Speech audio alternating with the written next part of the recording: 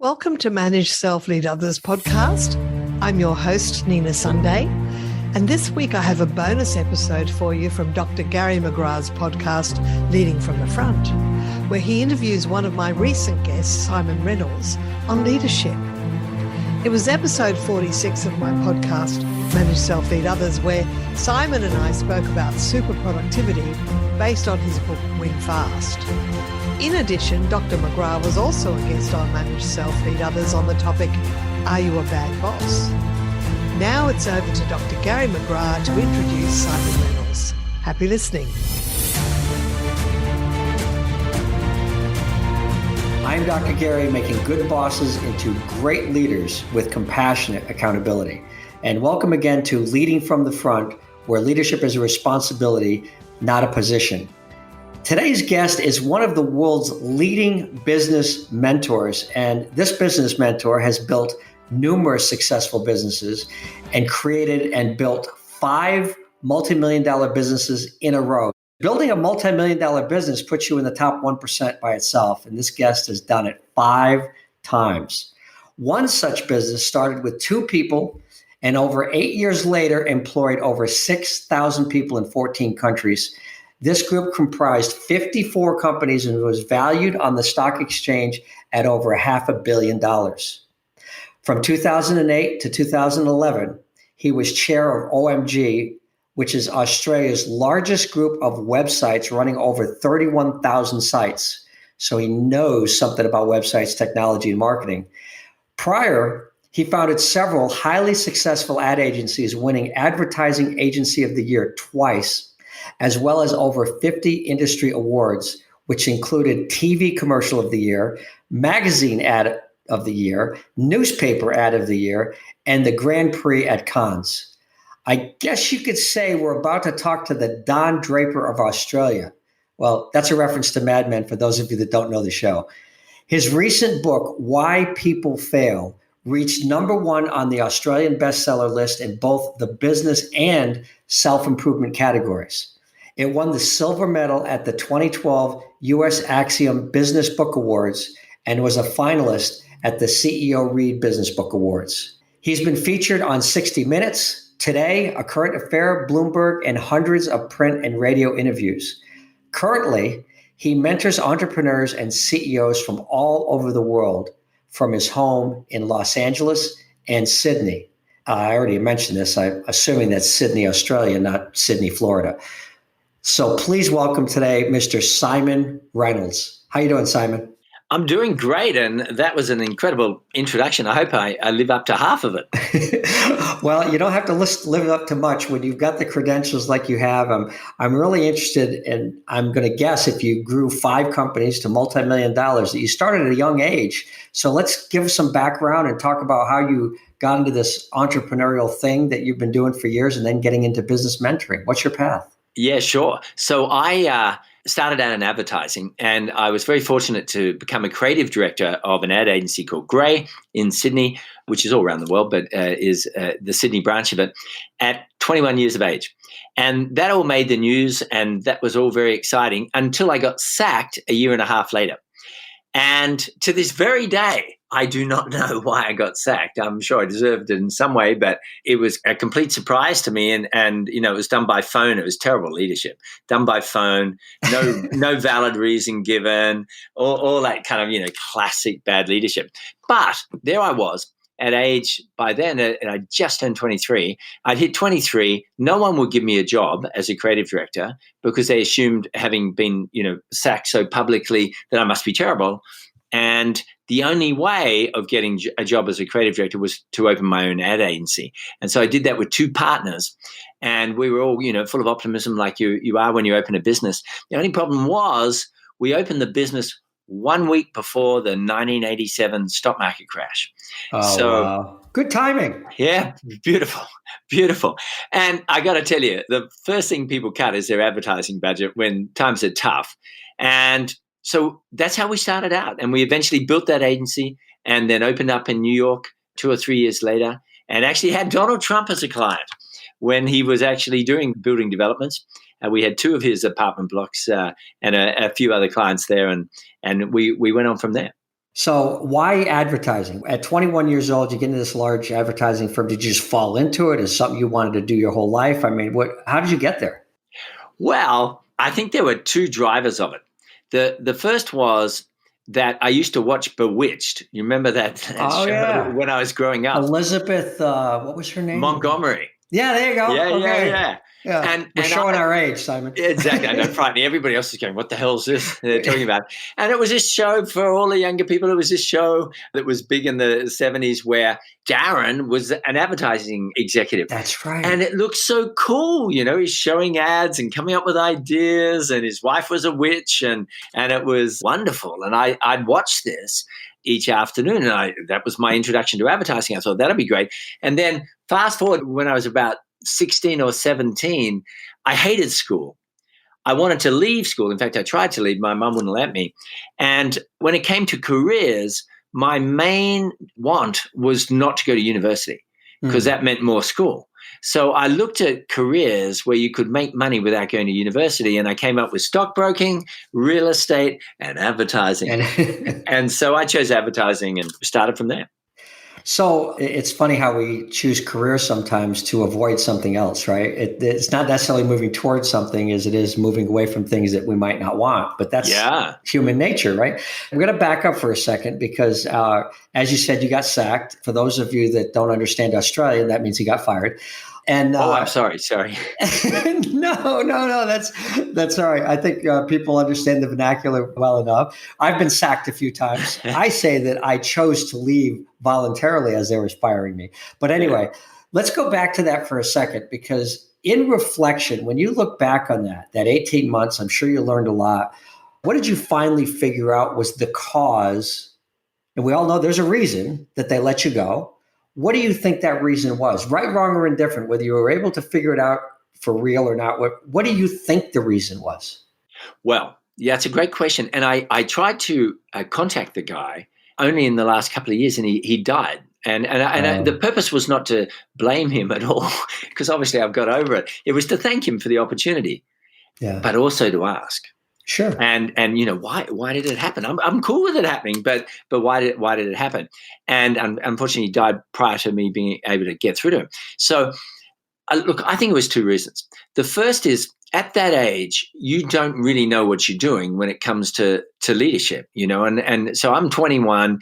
I came from an extremely good ad agency, so the standard of the work was going to be fine. It was a much higher standard than they were doing in that agency, but I was not used to leading a team. I was not used to the politics of an organization, and you know, all kinds of weird things were happening as other people were trying to look good and save themselves. Because when you run a creative department of an agency and you're attempting to make it a great creative department, you come across all kinds of people inside the company whose mission is not to take the hard road of creating brilliant advertising. It is to take the easy road, to say yes to everything the client says, and just to run things as it was before. So there was definitely friction that was created as I moved towards my mission, which was the opposite of what they wanted to do. Did I handle that elegantly? Did I handle it, you know, as you say, with the compassion I should have? I don't think I did. But it's so long ago, you know, I'm 55. It's so long ago, I'm not so sure. Now, there's another reason why I could have got sacked. And that is that I was creative director of, let's say, 60% of the agency. And then there was this traditional part of the agency that was just left alone to do its stuff. Almost all of it went just by chance. The clients departed in that side of the agency in a matter of months. And it is possible I was sacked for the CEO to save his job. So he could say to New York, it's okay, I got rid of the problem. I don't know. Who knows? I can tell you this, though. I'm sure I didn't do a absolutely stellar job when it came to leadership. Yeah. So I'll tell you one of my premises when we do leadership development. I tell people, how much experience do you have? All right, whatever that level of experience is. First of all, experience alone is a horrible teacher. And we learn this as parents. You say, well, I was a kid once. Why can't I bring my kids up right? Well, because you only have like one or two experiences with parents, our own parents, that sometimes aren't exactly the right thing for us when we're growing up might not be the right thing for our kids growing up. I can guarantee you that my father, who was a tough military officer, if he had raised one of my sons, he would have crushed him. He just would have crushed his spirit. And this young man who's 37 now has a high level of emotional intelligence, loves people, loves to be an entrepreneur, tried a whole bunch of different things. At 26 years old, was sleeping in the basement of a friend's house because he didn't really have a job. He was teaching tennis a little bit part-time, and ended up going through a process over the next 10 years of learning himself. He ended up getting married, having a couple of kids, really kind of understanding himself. And last year sold a business for $1.7 million. Wow. Because he stayed true to himself. He wasn't crushed. And we always said to him, you have great talents, use those talents, do the best you can, and let's figure this out. So when he was sleeping on the couch, I didn't care. He had a place to sleep. He had food in his belly, so he's okay. Yeah. Right? That's not a bad place to be for some kids that are lost at the moment. But here's the thing. It takes 5 to 10 years to become mediocre as a leader. 5 to 10 years. It's complex. I mean, think about this 60% of the ad agency that you supported. How many direct reports did you have? Well, in the creative department that you were 21 years old. Yeah, we probably had, including production, probably 15. 15. So how many of those people were hoping to get your job before you were hired? That's a great question. At least 3, I'd say. Yeah.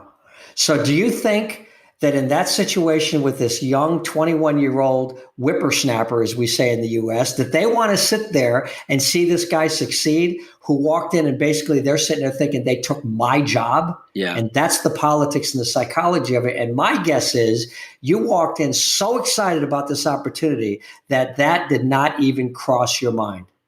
100%. I was completely unaware of that, oblivious to those kind of nuances of people. And yeah, I just wanted to do the work, and I thought the work was the job. There you go. And that's the learning. And if there's anything that I learned in my career, and I talk about this all the time, our definition of leadership is the ability to build relationships so we can achieve our goals together with compassionate accountability. It starts by building relationships. Goals, execution, and output is secondary to the relationships. And you really didn't even know the people that you were coming in to work with, and probably didn't know that there were 2 or 3 people that underneath all of this were really hoping you would fail. 100%. Yeah. So if you had a relationship with them, that might have been different. But that probably didn't happen until your 30s. Yeah. And I really like the way you have phrased leadership, putting relationship first. And I think that's extremely unusual, because most people think that what is intelligent is to put results first. And at first glance, you go, well, of course, we want results. But the only road to that is quality relationships. And that's something that took me many, many years to understand. And a lot of pain, probably. Yeah, absolutely. And a lot of ineffectiveness as well. A lot of partial results. I'm curious. We mentioned this earlier before the podcast started, about this company that you built from 2 to 6,000 and the process. I'm going to guess that your leadership skills were a little bit better when you did that than they were when you were 21. And how did you get there, and how did you morph yourself, your own leadership capabilities through that process? Talk to me a little bit about the timeline and what it took. 54 countries, you had all these, different disparate organizations and cultures and language and ethnicity, which is freaking awesome. And want to hear what was that experience like, and how did your leadership evolve? Yeah. It was a very interesting period, very fast-moving period. And look, the first thing I'll say is that I was out of my depth for a huge amount of time and had to quickly adjust constantly. And that was brilliant for me, because it drove progress a lot faster than if I just had one organization. So first of all, I would say just throwing yourself into scenarios where you either you think there's a good chance you'll muck it up, or you barely have the criteria and skills to make it work. But then you adapt. That's the first part of it. And then the second part is intention to get better. a lot of people will just continue with the same level of skill that they've got as their organization changes and grows bigger. And unless you have the core intention to be a learner, to increase your skill base, then your chances of doing it just coincidentally are very, very small. So I think those things combined, the willingness to dive in, the willingness to be a student continually, which I still have today, is very, very important. Yeah, lifelong learning, man. You reminded me of Marshall Goldsmith's book, "What Got You Here Won't Get You There."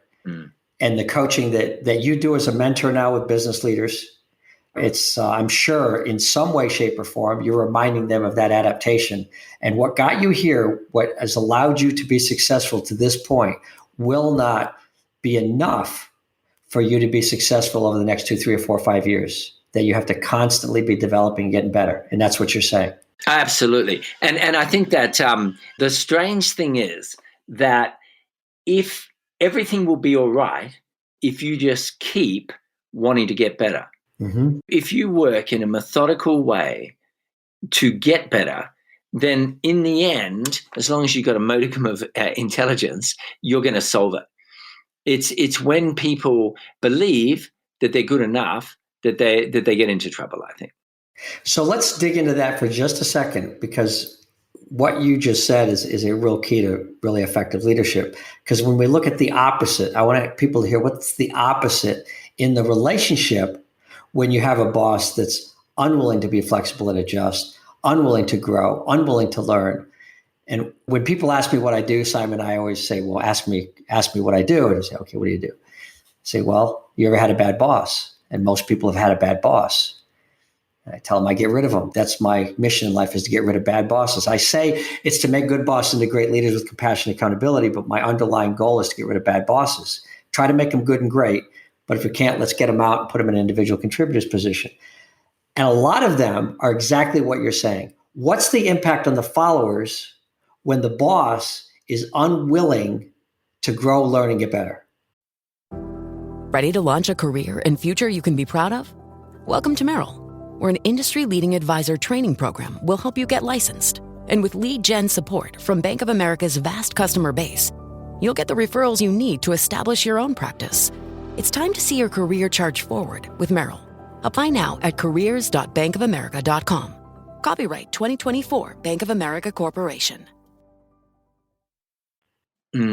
Well, I mean, it's there's several levels, I think, to impact. So the impact at the end of the financial year is the company hasn't performed as well as it could have. The impact emotionally is that people are often, the bodies are there, but the minds and souls aren't there. And what I found is, that a company is a complex organism, and the cells inside the company will go off and stay healthy themselves, not worrying about the parent host, the total organism. So what you find is you have all these fiefdoms that get created, either a negative fiefdom where they're bitching about you behind your back, or a positive fiefdom where they know that the way to get their job done well is to do things without you knowing, or without involving you. And the cells are going wild inside the organism.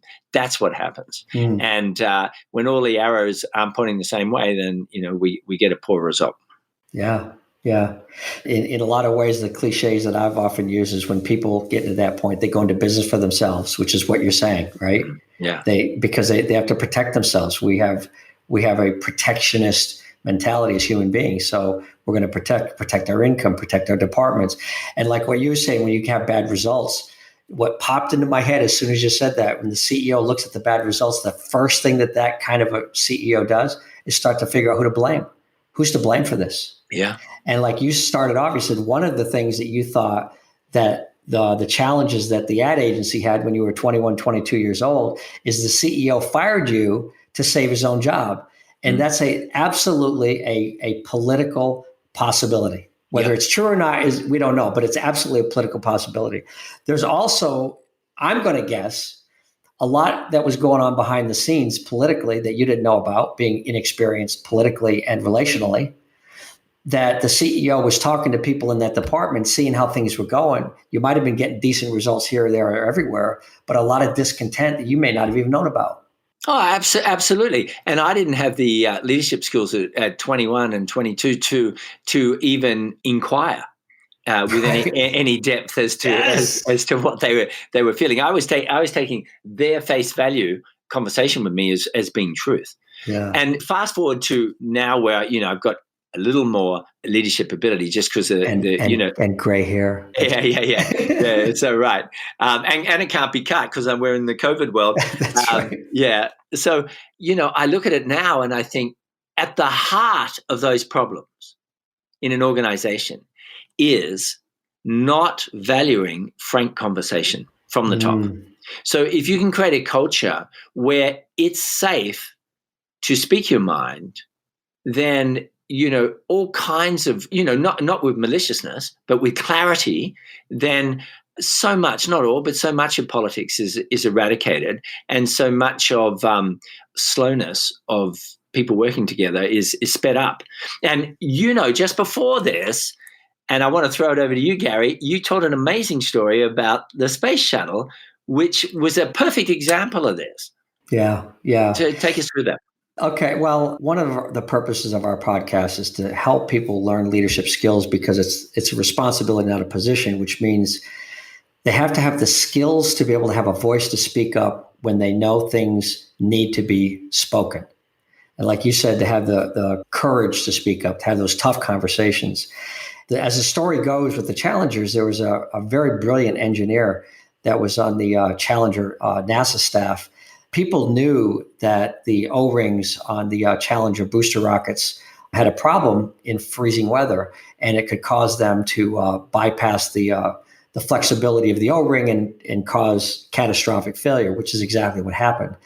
And this engineer knew it, and he made it quietly aware to his boss, who didn't really present it in the big meeting when they were trying to decide for the takeoff whether to do it or not with the weather conditions.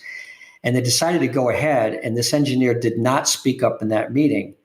He didn't feel that he had the skill. He didn't feel he had the sense of importance and urgency or the position to speak up, and didn't have the competency to speak up in a way that would demonstrate a level of passion and concern for the issue at hand. And what we're trying to do with Leading from the Front in our leadership development programs is give people a voice. And also to teach leaders to hear that voice. Sometimes it's a whisper. It's got to work both ways. It's not just the person speaking, but sometimes a person with a certain level of emotion and passion might say something that doesn't seem to be clear. And as a leader, we need to slow down. Like you said, just slow down and say, wait a minute. What are you trying to say here? Let me really understand what your meaning is, because the words that you're saying are not understood. But there's an intentional meaning that I need to get to because I think it's important to you. And it might be important to us. So we can all, like you said, just keep learning and learning and learning. So, and I will say this, that there's two times when doing that occurs. The second is the moment you said, when you're in communication and say, well, tell me more about that. And you have the patience to unlock that whisper and hear what's behind it. But then way before that, the only way that you're going to create an environment where that's going to occur is that you do the work supporting them, appreciating them, hearing them prior to the moment where they have an opportunity to express themselves. Absolutely. And once you do that, then they speak up. Yeah, because if they've been shut down over and over and over again, they're not going to speak up, right? Yeah. So you're right. You've got to open that door. And I like Patrick Lencioni's model in the book Advantage, where he talks about trust is based on our ability to be able to get things done and vulnerability. It's a level of vulnerability. And we do this with our leaders, where we share certain things to help leaders and leadership teams to be more vulnerable and open, so that the most important part of it, and we learned this in the military, is to be able to express something I can't do.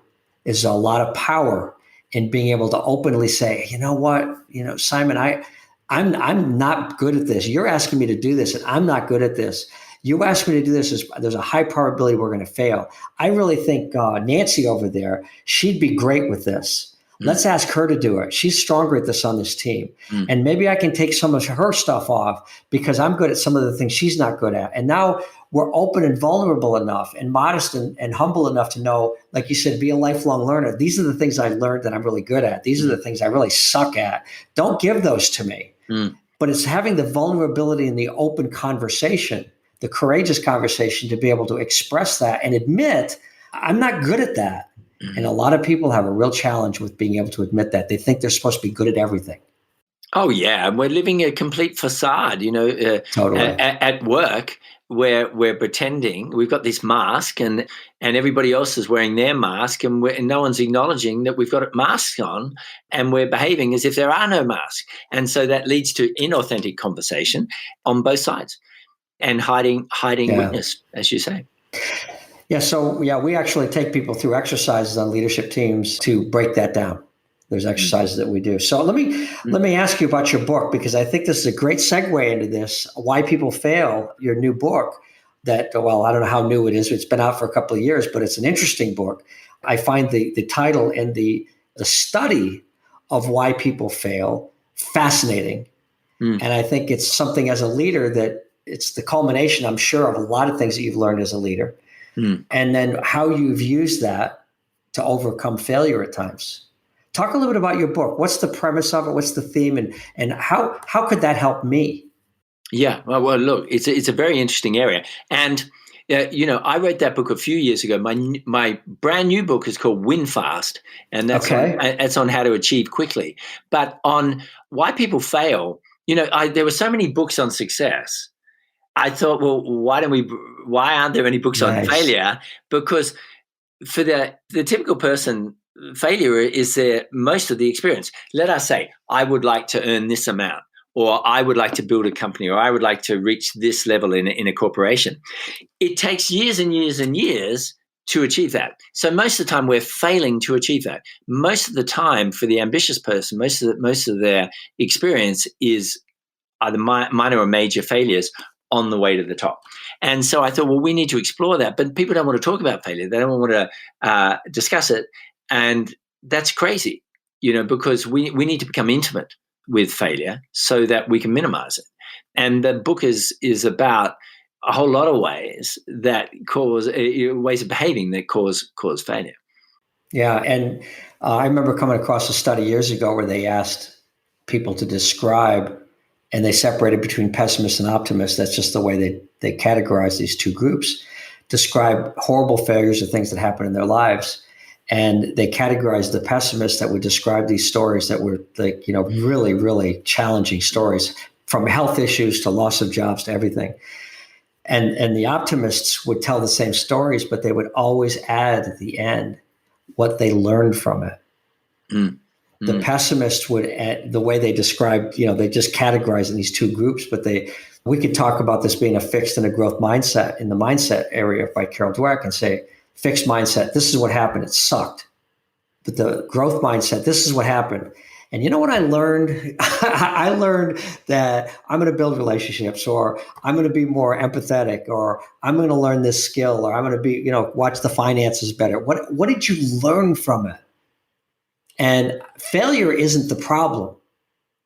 It's how you respond to the failure that either gives you an opportunity to learn, become better, stronger, or to just let that failure suck the life out of you because you personalize that. And like you said, we've all had failures. Oh, absolutely. And yes, it's the alchemical response to adverse circumstances that make someone a success, not how lucky they are. So, look at guys like Mike Bloomberg, what an incredible achiever he was, but most of his achievement came after he was fired from Salomon Brothers and then opened his own company.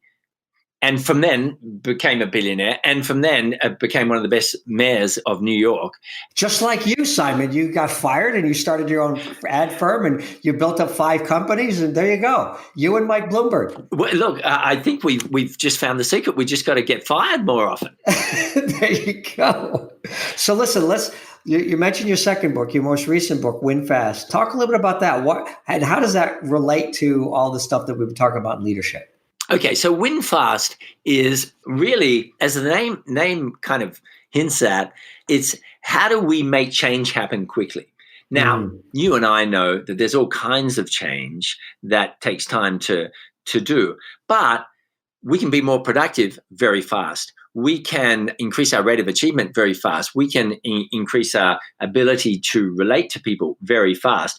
What are the strategies that are really quick to improve our life, to improve our business really, really quickly? And so Win Fast is 80 very short chapters, because you've got to be fast to read them, on how to Okay. how to change your life and your business quickly. Okay, so give me, from a leadership standpoint, what would one of these 80 ideas be, or one or two of these 80 ideas? Let's wrap up with a couple of ideas to wet the whistle for somebody to go out and look for your book on Win Fast. Okay, so in leadership, in the book, I talk about the fastest way to improve your leadership, in my opinion, in my humble opinion. I'm speaking to a true expert here, but it's to massively increase the appreciation you show for staff. And Gallup, and you may well be aware of this study, they did a study of 4 million people, one of the biggest leadership studies ever done, and they found out that the vast majority of Americans, the number one reason they left a job was lack of appreciation. Above money was lack of appreciation. And I can't remember the exact number. It's somewhere in the 60s, somewhere 63%, 65% or so of Americans have not been told that they have done a good job for at least a year. So think about this. The one thing they crave more than anything else is to be appreciated. And the one thing they do not get is any appreciation.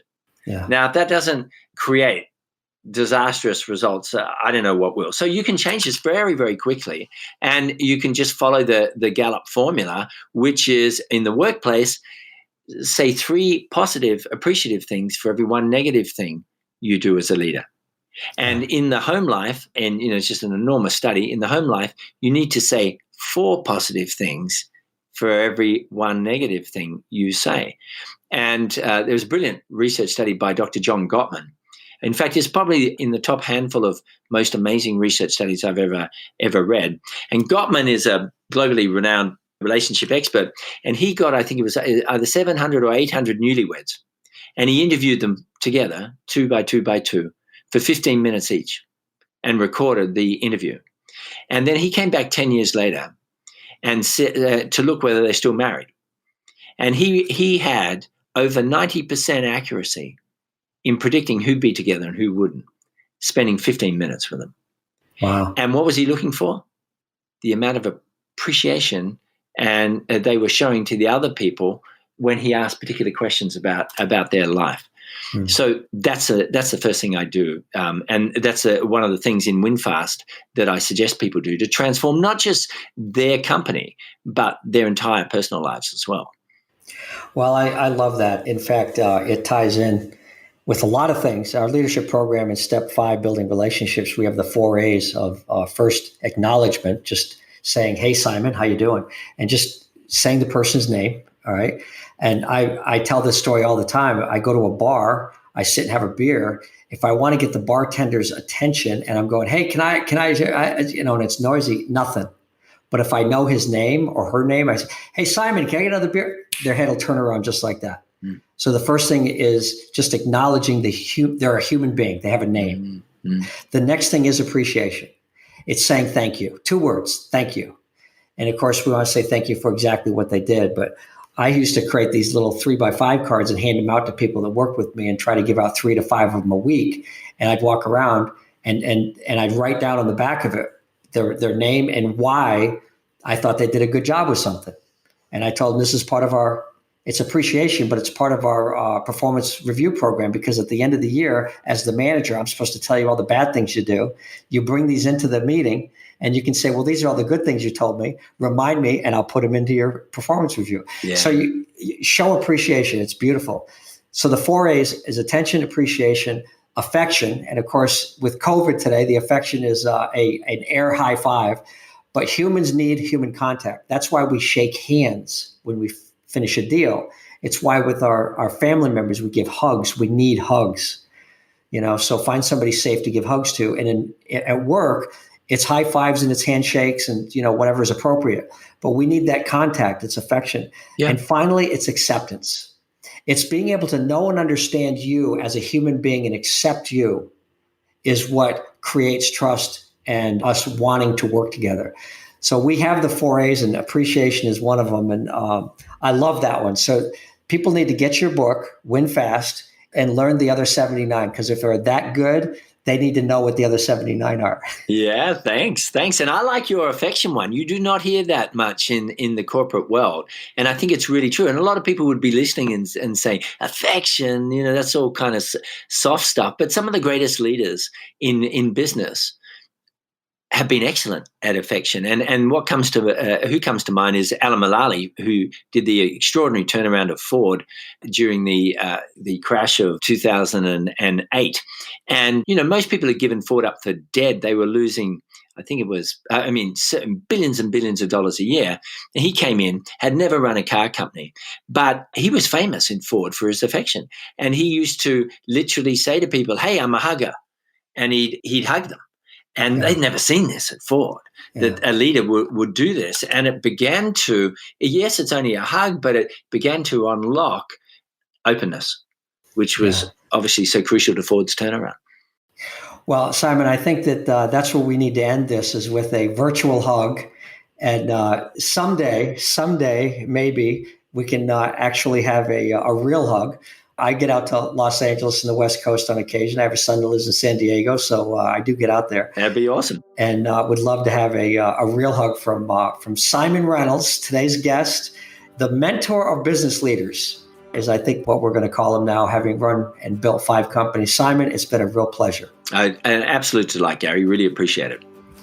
Thank you so much. And I am Dr. Gary, making good bosses into great leaders with compassionate accountability. And this has been Leading from the Front. Thank you. I hope you enjoyed this bonus episode with Dr. Gary McGrath speaking with Siimon Reynolds from his podcast, Leading from the Front. Until next time, bye for now.